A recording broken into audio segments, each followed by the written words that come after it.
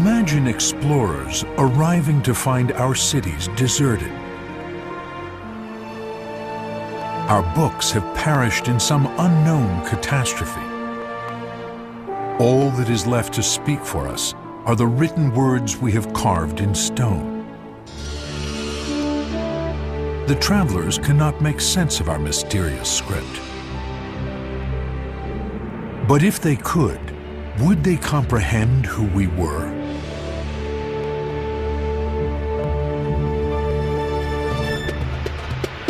In the jungles of southern Mexico and Central America, the ancient ruins of the Maya posed such a mystery.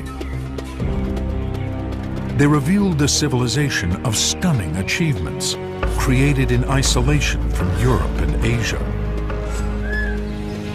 Their cities were full of strange inscriptions, fantastic twisting forms called hieroglyphs.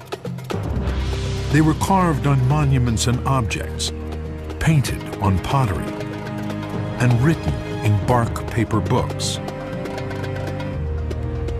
For centuries, the hieroglyphs confounded explorers. What secrets did they hold? Were they pictures and symbols, or in fact, true writing expressing an ancient language? People threw their hands up and said, nobody's ever going to crack this script. It just can't be done. The quest would obsess artists and adventurers, archaeologists and linguists, and the youngest recipient ever of the MacArthur Genius Award. It became very clear to me that the real task of code breaking was getting through this morass of the tangled visuals of the script. After centuries of struggle, the stories of the Maya scribes are coming to life. We began to see blood everywhere in the hieroglyphs. It was a rather darker view of the Maya that shocked a lot of people. As the hieroglyphs reveal their meaning, a history of a lost world is emerging, transforming our view of the ancient Maya. These were literate people. They had these fantastic stories to tell. We really got an amazing understanding of how the Maya saw their world. Up next on Nova, cracking the Maya code.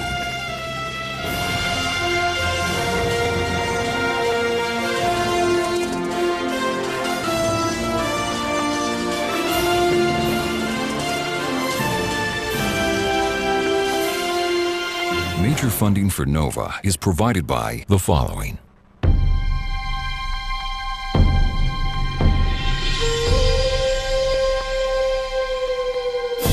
Pacific Life has been the power behind successful individuals for more than 140 years, providing strength, performance, and protection for generations. So when it comes to planning for retirement, your financial professional and Pacific Life can help you reach your goals. Pacific Life, the power to help you succeed. Natural gas is a cleaner burning fuel, yet a lot of natural gas has impurities like CO2 in it. Controlled freeze zone is a new technology being developed by ExxonMobil to remove the CO2 from the natural gas so we can safely store it where it won't get into the atmosphere. ExxonMobil is spending more than $100 million to build a plant that will demonstrate this process. I'm very optimistic about it because this technology could be used to reduce greenhouse gas emissions significantly. And David H. Koch. And discovering new knowledge. HHMI. Major funding for cracking the Maya code is provided by the National Science Foundation, where discoveries begin. And by the National Endowment for the Humanities, because democracy demands wisdom. Additional funding for this program is provided by the Solo Art and Architecture Foundation. Major funding for NOVA is also provided by the Corporation for Public Broadcasting and by PBS viewers like you. Thank you.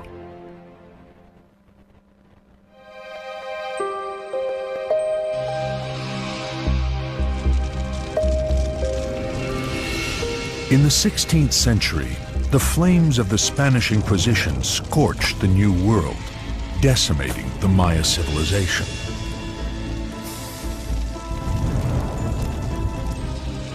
One blaze was ignited by Diego de Landa, a zealous friar bent on destroying one of the most original writing systems ever invented, Maya hieroglyphics.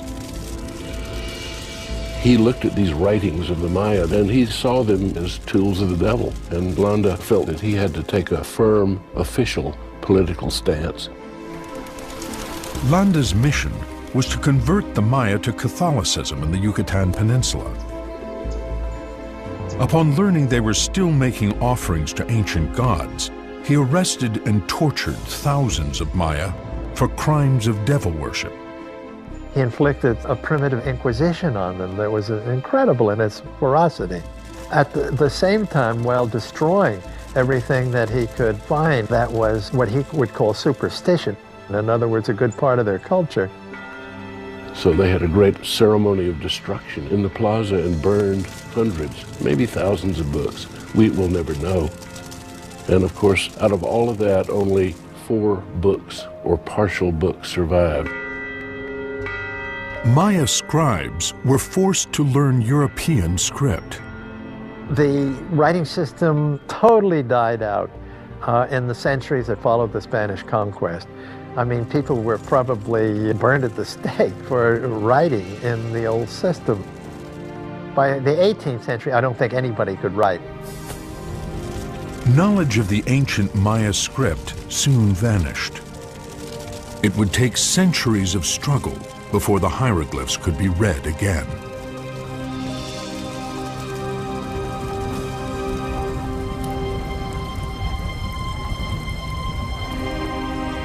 Today, in the highlands of Guatemala, Maya villagers still make offerings to ancient gods.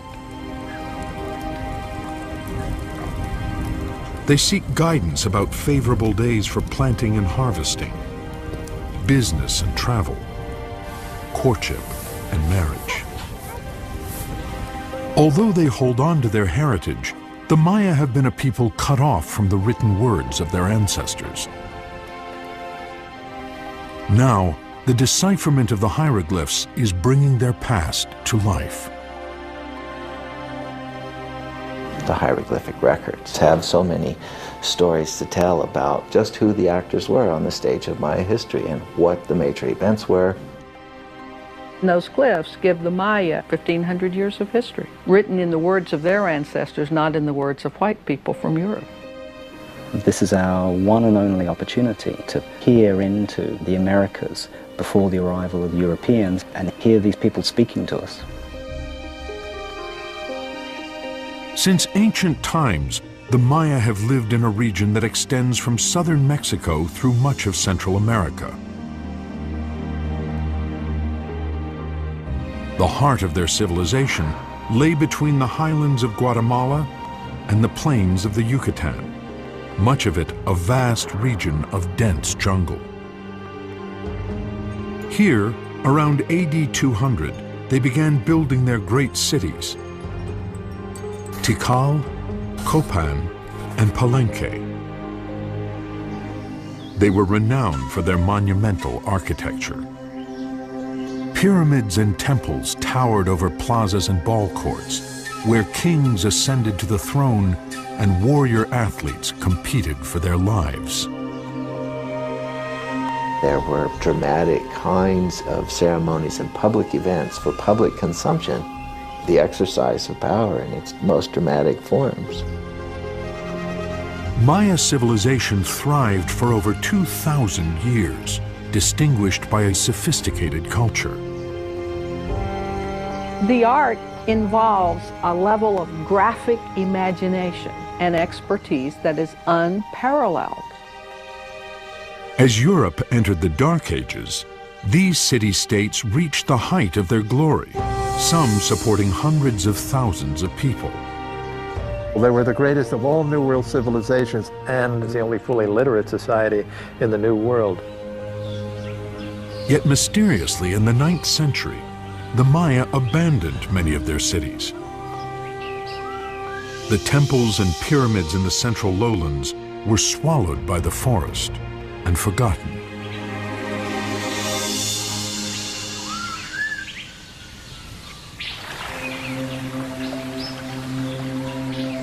Almost 1,000 years later, a Spanish explorer named José Calderón stumbled upon the jungle city of Palenque.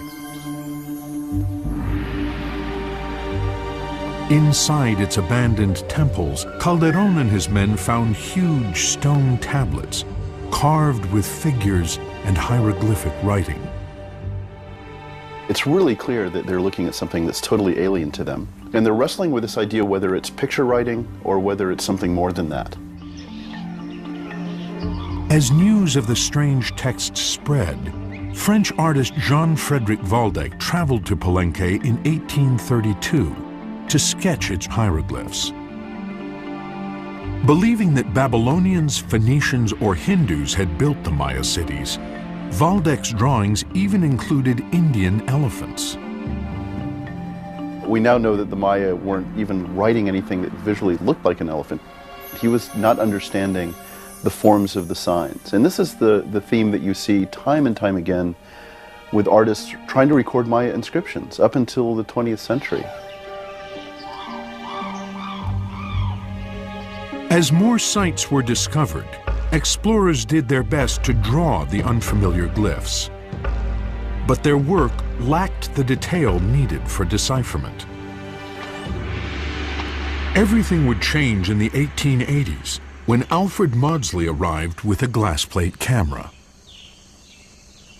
Maudsley was taking full advantage of the new developments in photography.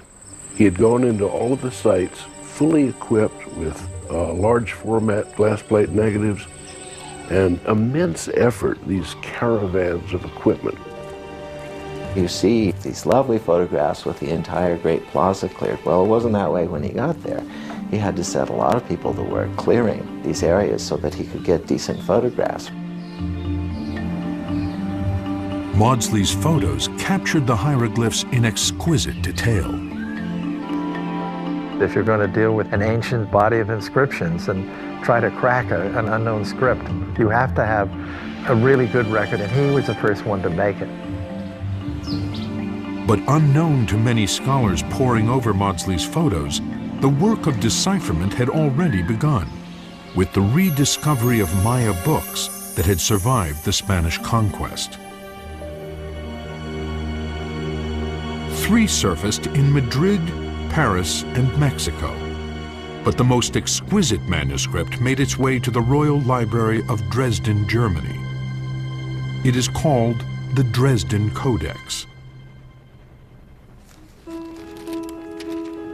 It was forgotten until 1810, when a massive volume on the Americas was published in Paris and included 5 of its pages.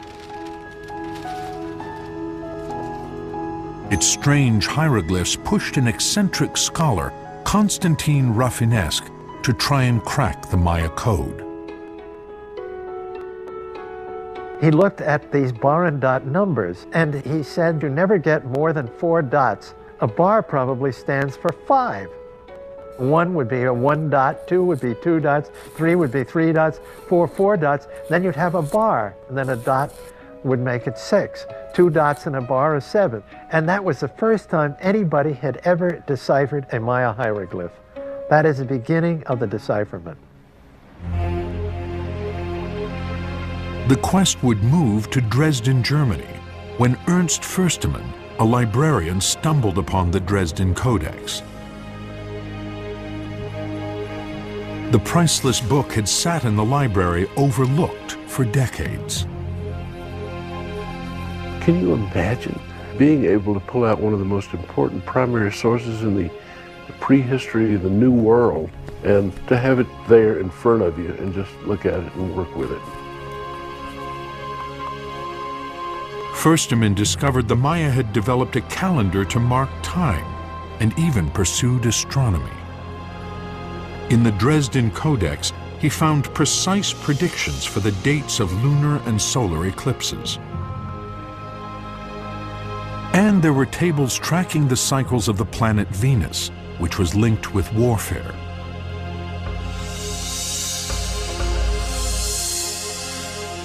But Fürstemann's greatest feat came when he figured out that very large numbers in the Dresden Codex were counts back in time, to a date the Maya believed the universe was created.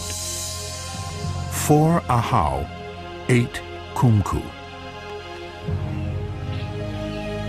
By correlating this to the Western calendar date of August 13th, 3114 BC, archaeologists could now date the carvings on stone monuments, called stela.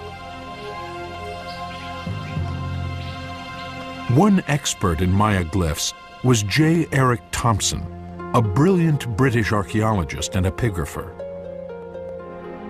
Thompson dominated Maya glyph studies from the 1930s up until the 1960s. He was the figure.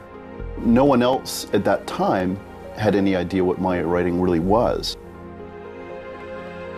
Thompson created a meticulous classification system, assigning what scholars called Thompson or T numbers to over 800 Maya signs.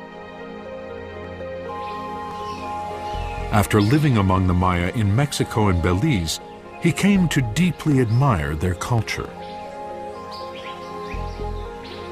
He created a kind of a picture of the Maya as a gentle folk, rather unlike anybody else that ever lived in the world, who were constantly gazing toward the skies and obsessed with astronomy and time.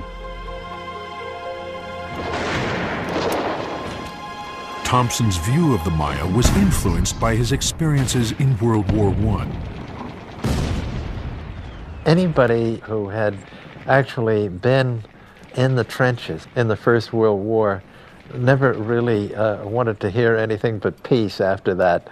So he had a mindset that was looking for a peaceful people. Thompson concluded that the focus of the Maya civilization was time, and that their stelae were built to commemorate its passage. The figures in their art were priests and gods, and their glyphs were symbols recording the mysteries of the heavens. Thompson tries to convince us that there isn't any system here at all other than the dates and other than the astronomy, that basically it's a kind of a mystic exercise on the part of the Maya for getting in touch with their gods. Most scholars accepted Thompson's theory and presumed that beyond dates, the glyphs were simply inscrutable.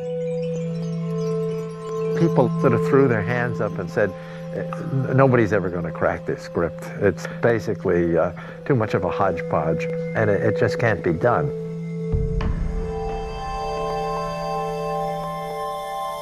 The woman who would challenge Thompson's vision entered the field of Maya studies by chance.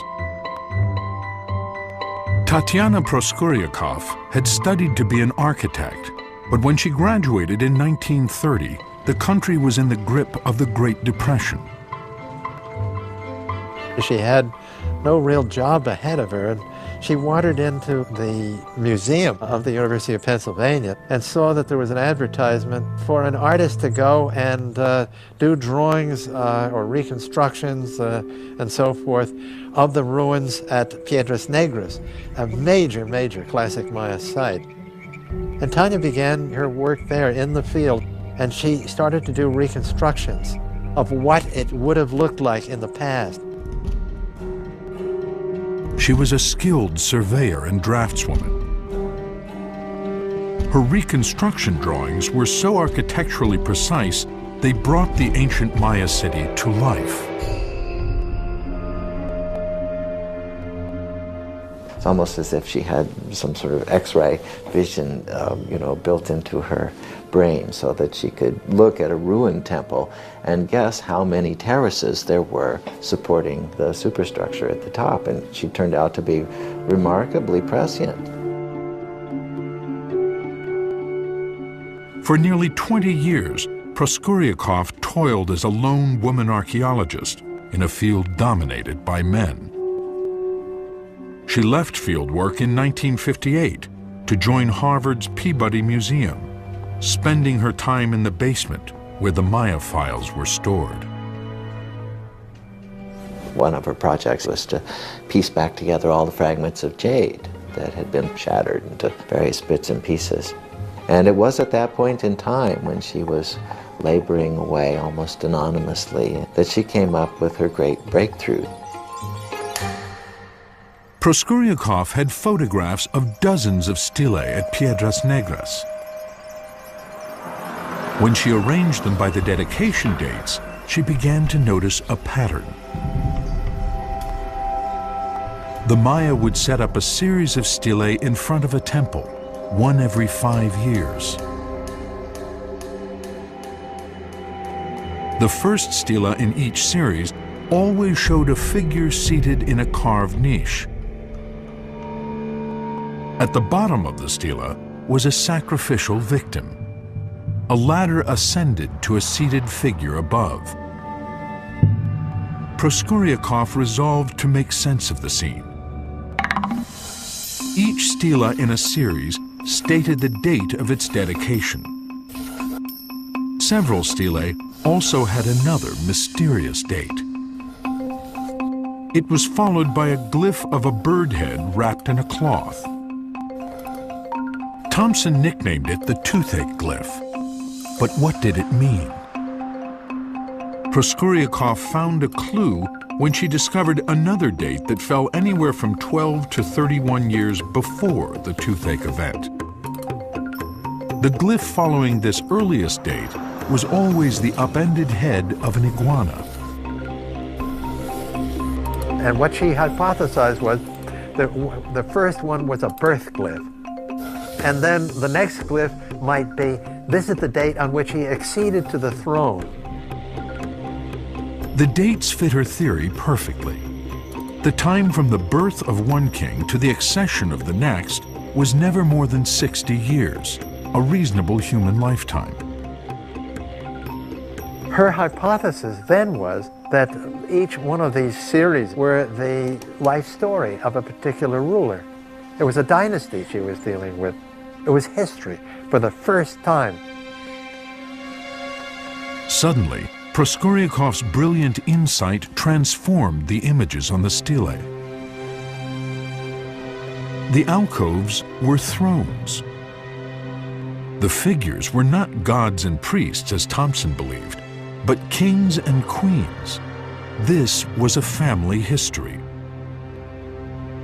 Ruler 1 ascends the throne in 603. 5 years later, he is a warrior with prisoners at his feet. 15 years later, Ruler 2 takes the throne. He is 12 years old. His mother stands beside him.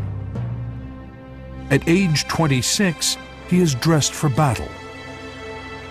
10 years later, he is still a warrior, but considerably heavier. He reigns for 47 years. Proskuriakov's story followed the reigns of 7 kings. She laid it out, all the dates with all the sequences for each series, and I looked at it, my knees went weak.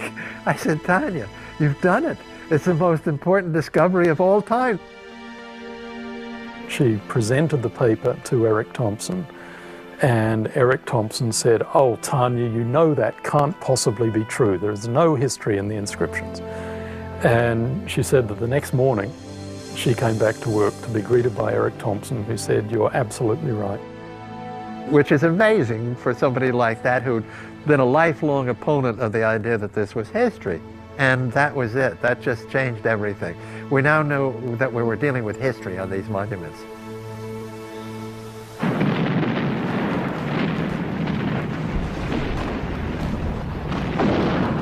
The next advance in breaking the code came in May of 1945, when the Russian army marched into Berlin.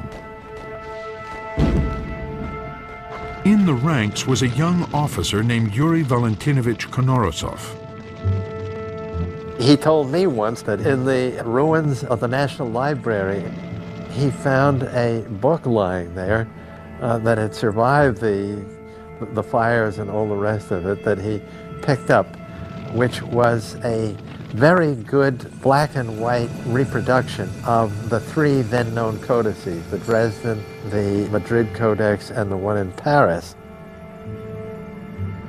Konorisov's fascination with the book grew when he read an article concluding that Maya glyphs were undecipherable.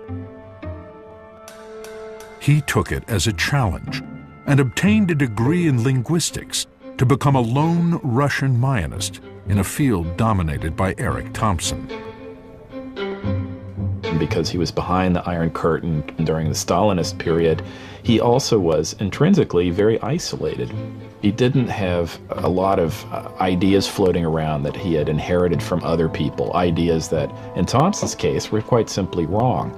It gave him a fresh perspective. He was kind of a clean slate, you might say. As a linguist, Konorisov knew the first step in analyzing an unknown writing system is to count the signs. If a script has 20 to 35 signs, it is probably alphabetic, representing simple sounds. If there are 80 to 100 signs, it is probably based on syllables. But if a script has several hundred signs, it is surely logographic, or based on signs for whole words. A logographic system like Chinese has thousands of signs for thousands of words. The Maya script has about 800 signs. Too many to represent an alphabet, and far too few to have signs for each word of a language. So scholars assumed that it was a limited logographic system, with signs for only a few hundred words. But Konorisov knew that no writing system consists purely of one kind of sign. Our own alphabet uses numerals and logograms. Konorisov realized the Maya script was also a mixed system, combining word signs and phonetic signs. With this insight, he turned to the Madrid Codex, where the glyphs for the 4 directions had been identified. He focused on the glyph for west, searching for syllables. It was made up of 2 signs. On the bottom was the sun sign, depicted in all its variations by 4 spokes or petals. On the top was a hand with thumb and forefinger touching. Eric Thompson had argued that the hand sign meant completion and read the glyph as completion of sun or sunset, therefore west. For Thompson, glyphs represented ideas, not sounds. Eric was kind of bullheaded about things like this. He had determined to his own satisfaction that the hieroglyphs were not phonetic and could not be phonetic, and he stuck with that. But Konorisov disagreed. He suspected that the glyphs might in fact be tied to the sounds of spoken Maya. He knew that in Maya, the word for west is chikin, and the word for sun is kin. So he suggested that the hand sign should be read not as the concept, completion, but as the syllable, chi. When combined with the logogram for sun, it forms chikin. To rule out coincidence, Konorisov identified syllables in other glyphs, proving that at least some corresponded to the sounds of spoken Maya.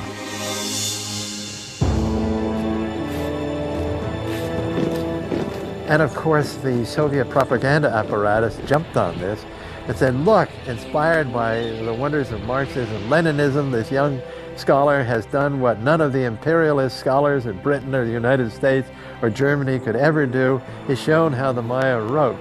And Thompson, a lifelong anti-communist, decided that this was a total fraud and that the world should be straightened out about this. Some of Konorisov's specific readings were questionable. Seizing upon them, Thompson discredited his entire method. Tragically, Konorisov's priceless insights went unrecognized in the West.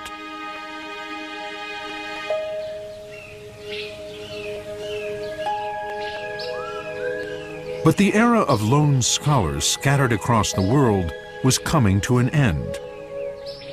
The change began in Palenque, driven by Merle Green Robertson. She had spent years documenting the site's art for future generations. While she was working, an art professor named Linda Sheely visited. When I walked among Palenque's buildings, I saw a culture where the art was central. And I really was driven to understand who had done it and why and how. Sheely began to help Robertson. As they worked, she gained an intimate knowledge of the site. It would be put to use in 1973, when Robertson hosted a conference at Palenque. There, Sheely met Peter Matthews, who had spent the past winter analyzing books of Palenque's glyphs. Basically, by the end of that process, I had 3 huge notebooks filled up with transcriptions in Thompson's wretched T numbers of all the signs of every single inscription from Palenque. Matthews teamed up with Sheely to reconstruct Palenque's dynastic history. They knew that some royal names at Palenque are accompanied by a title, a winged sun sign. And so what we did is we went through and found every example of this title and wrote down the nearest date. Poring over Palenque's inscriptions, they found over 40 names with the royal title. Each was accompanied by a date and glyph describing the event on that date. For example, a birth shown by the upended head of an iguana. As Sheely and Matthews arranged the births, deaths, and ceremonies by date, the patterns emerged. One ruler stood out, whom they dubbed Lord Shield. He was born on the 23rd of March, 603. His name glyph featured a warrior's shield. It led them to Palenque's most dominant building, the Temple of the Inscriptions. The meaning of its hieroglyphic tablets had been an enigma for centuries. Sheely and Matthews now saw that the panels were filled with references to Lord Shield and key events of his life. Suddenly, a discovery made in 1948 took on new meaning. A hidden staircase was found in the temple's inner chamber, leading to a crypt with a limestone sarcophagus. Inside was a human skeleton, masked in jade. Sheely and Matthews realized that this must be the body of Lord Shield. For the first time, hieroglyphs were connected to the remains of a Maya ruler. The glyphs Sheely and Matthews grasped traced the life stories of Lord Shield and 5 of his successors. And they came out and literally announced that they had sort of cracked the dynasty of Palenque. And they had names of the rulers and the times when they ruled. We had them with funny names like Sunshield and a Lord Toothache. At that point, Moises Morales, a local guide, jumped up and said, why is it that when important discoveries like this are made, the name is given in English, Lord Shield, or Escudo in Spanish? He said, these people spoke Maya. So they called the king Pakal, a Mayan word later confirmed phonetically to mean shield. It was just a giddy sort of feeling, and I'll never forget it. It was a real turning point in Maya studies. After years of work, the cracking of the Maya code was within reach. But one big hurdle remained: to read the hieroglyphs aloud in the language in which they were written. the phonetic decipherment begun by Konorisov had to be completed. Despite decades of effort, fewer than 30 syllabic signs could be read with confidence. The final key to the sounds of the glyphs would be found by David Stewart, whose education as a Mayanist began at an early age. His father, George, often brought him along on field trips to Mesoamerica. One of David's most memorable expeditions was to Coba in the Yucatan. It was just kind of an incredible place to wander around as a kid. What really got me, though, was while we were at Coba, there were a couple of monuments that were actually discovered. My dad would drop everything and work on drawing the monument. And I would just sort of look over his shoulder while he was doing that and thought, gee, you know, this is pretty amazing. He decided he would go out and draw some himself. So he'd take his crayons and paper and everything and go out and started drawing hieroglyphs. By the time we got back to the States, my inner soul had been so affected by that experience that I just wanted to keep going back.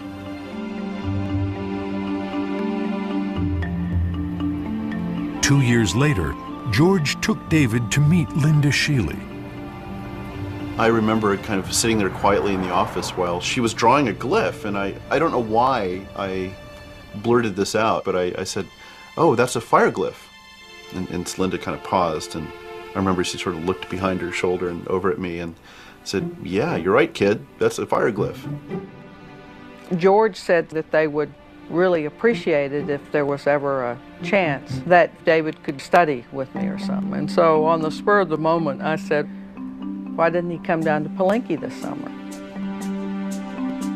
And the next summer was one of the most amazing times of my life. She allowed me to help her check her drawings. You know, we were in the temples with flashlights, with her drawings on clipboards, making corrections. Now, I remember Linda was saying, "Okay, kid, you know, if you want to learn Maya glyphs, you gotta do it on your own." I gave him the tablet of the cross, told him to go out on the back porch and figure out as much as he could about it. He came back a couple of days later and had the same amount of structural understanding of the text that it had taken me 3 years to do. And so I figured then that he was really quite good. At age 12, David presented his first scholarly paper on Maya hieroglyphs. And he gives a paper that was certainly beyond the abilities of about 2/3 or 3/4 of the audience to follow. It was a scholarly paper, and mostly people were just amazed. Then, after his high school graduation, Stewart received an unexpected call. He had won a MacArthur Fellowship, popularly known as the Genius Award. At age 18, he was the youngest recipient ever of the prestigious prize. Stewart delayed college to work on the glyphs full-time. It was then that he made his great discovery.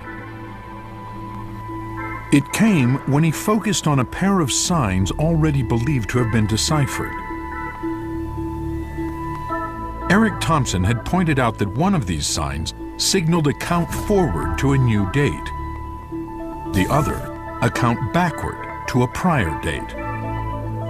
The two glyphs shared a common sign, what Thompson called either a water sign or the head of a shark, or shok in Maya. Shok can also mean to count.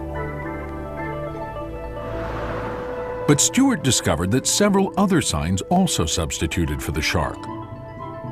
A human head, a monkey, and in one instance, a bracket-shaped sign. Did all these signs stand for the word count? Stewart felt there was a simpler explanation. The bracket symbol was also the phonetic sign for the syllable oo. Suddenly, he realized that all these signs stood for the syllable oo. The proof? Each sign freely substituted for the U bracket in contexts that had nothing to do with counting. What Dave Stewart did was show us that many of these substitutions are purely phonetic substitutions that are spelling exactly the same word in slightly different ways. The backward and forward counting glyphs were phonetically spelled phrases.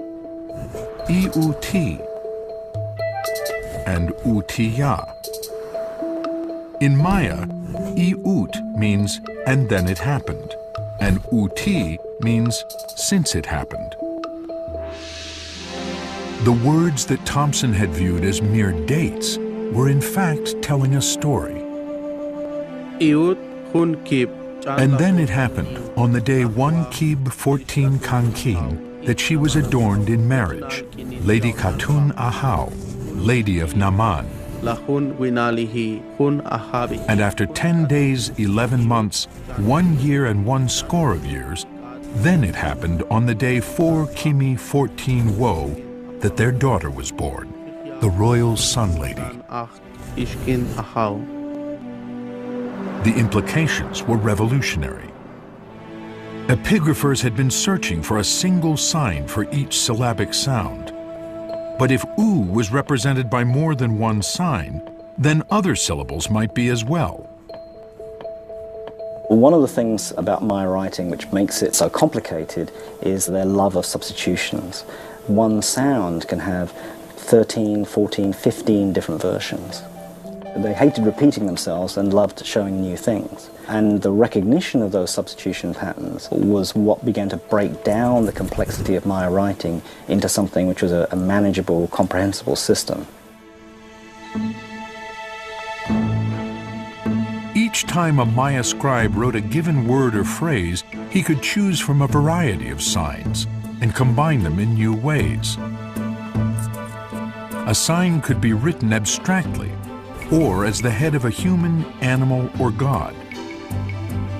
One sign could be slipped inside another, or partly overlapped. Two signs could join, merging their attributes. Glyphs even included figures of monsters and gods. The art of the system is the genius within which they combine these different possibilities. The graphic component of Maya writing is absolutely overwhelming. There was an artistry and a playfulness that was as much a part of the system as the recording of language. So visually it was complicated, but once you organize that visual material into the system that existed, it made perfect sense, and you could predict things. You could really crack the code that way. An image of the ancient Maya was suddenly coming to life, gleaned from their own words.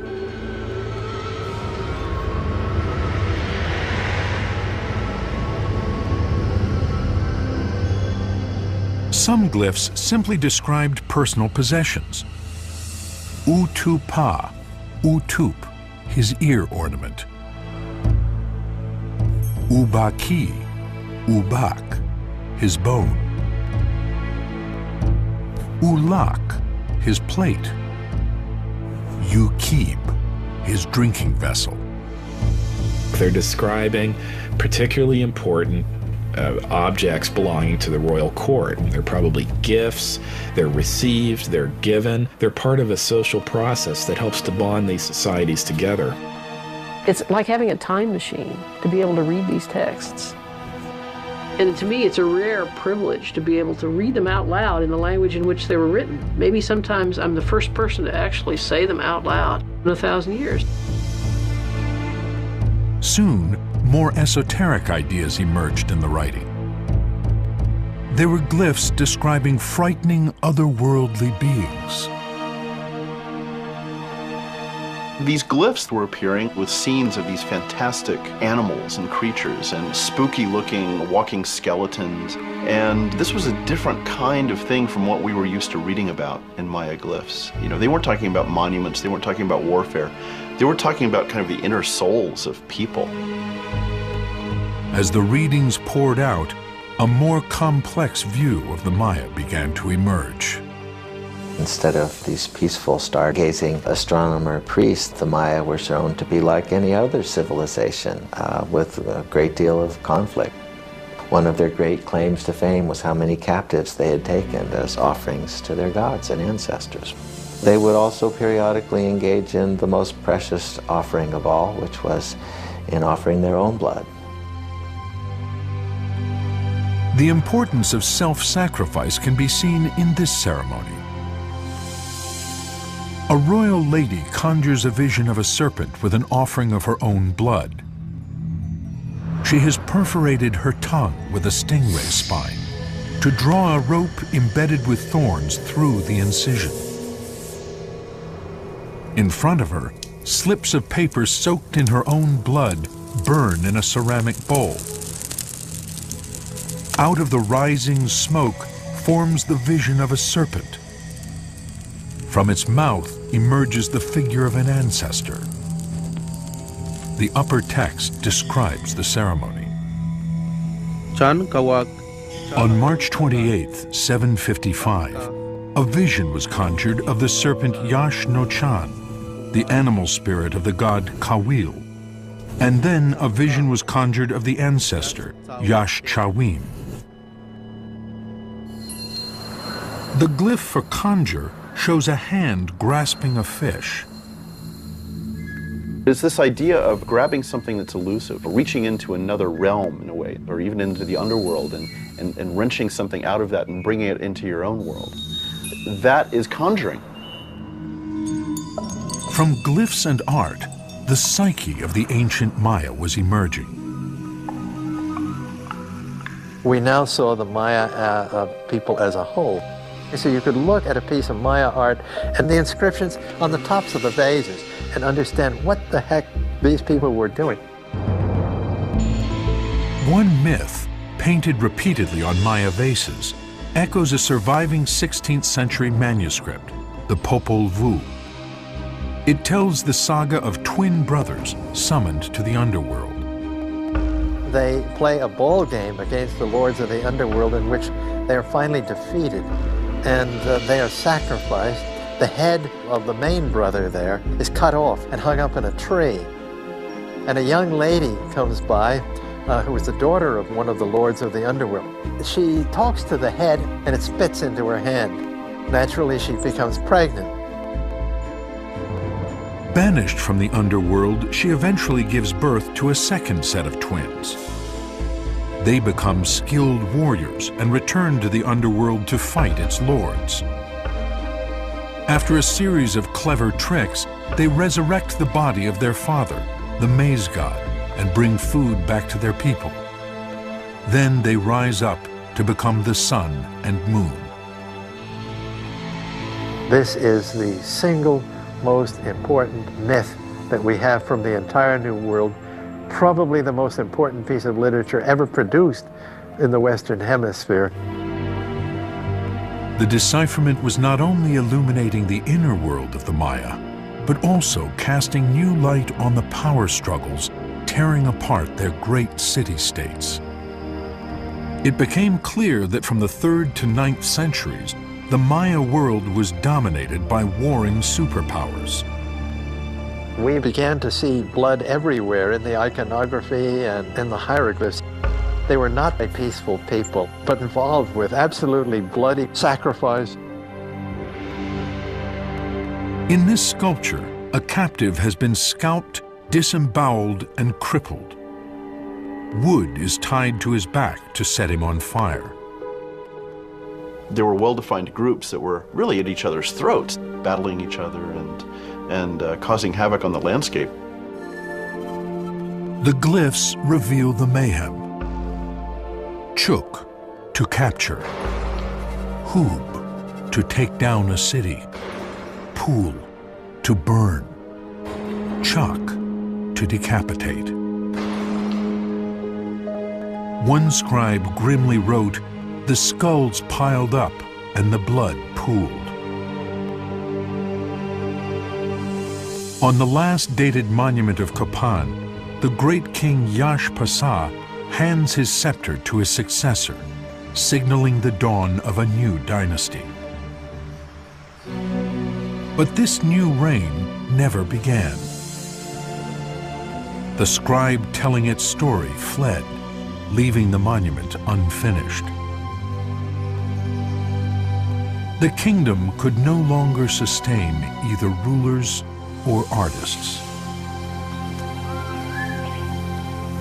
As political upheaval engulfed the region, the great cities of the southern lowlands finally collapsed.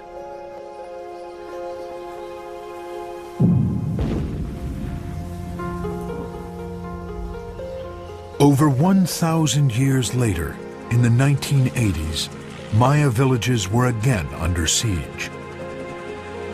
As civil war ravaged Central America, the Maya made a desperate effort to save their culture. Many times we identify with the glorious past. We say, I'm Maya, I see Tikal, Copan, and various monuments, and we identify ourselves as Maya. But many of us don't speak our language now. Every day it is slipping away. The Maya had guided explorers and rebuilt monuments. They had shared knowledge of their spoken languages and customs. Now they wanted to reap the benefits of the decipherment.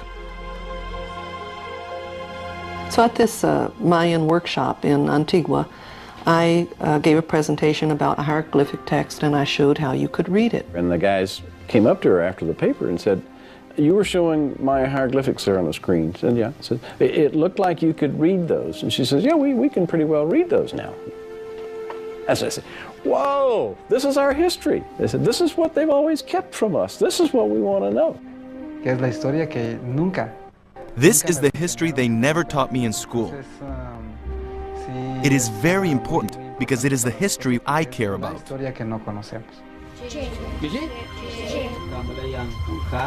For centuries, Maya culture has been brutally suppressed.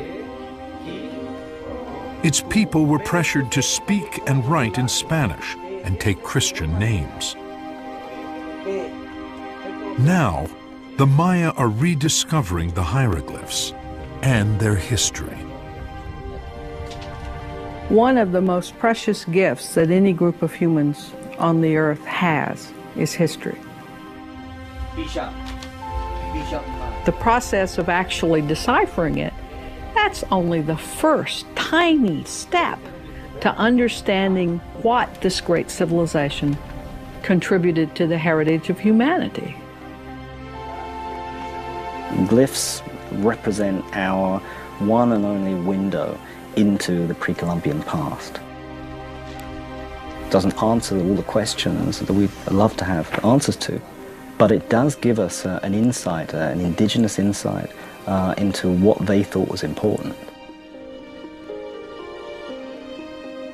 With the cracking of the Maya code, the words of their ancient scribes have finally come to life, revealing a history and literature of a vanished world.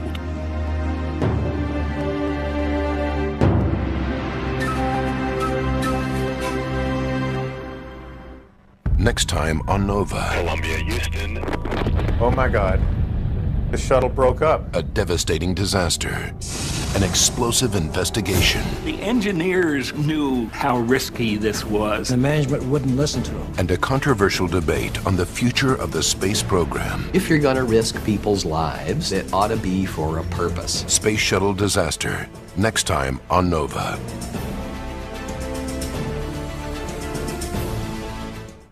Major funding for NOVA is provided by the following.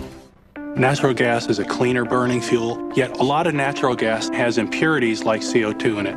Controlled freeze zone is a new technology being developed by ExxonMobil to remove the CO2 from the natural gas so we can safely store it where it won't get into the atmosphere. ExxonMobil is spending more than $100 million to build a plant that will demonstrate this process. I'm very optimistic about it because this technology could be used to reduce greenhouse gas emissions significantly. And by Pacific Life, the power to help you succeed, offering insurance, annuities, and investments. and David H. Koch, and Discovering New Knowledge. HHMI.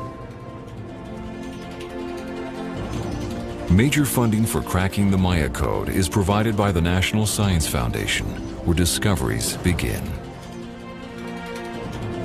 And by the National Endowment for the Humanities, because democracy demands wisdom.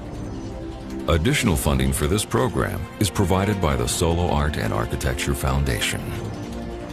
Major funding for NOVA is also provided by the Corporation for Public Broadcasting and by PBS viewers like you. Thank you.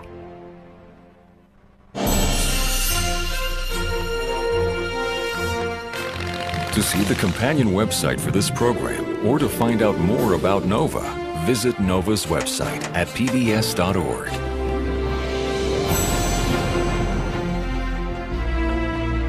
To order this NOVA program for $24.95 plus shipping and handling, call WGBH Boston Video at 1-800-255-9424.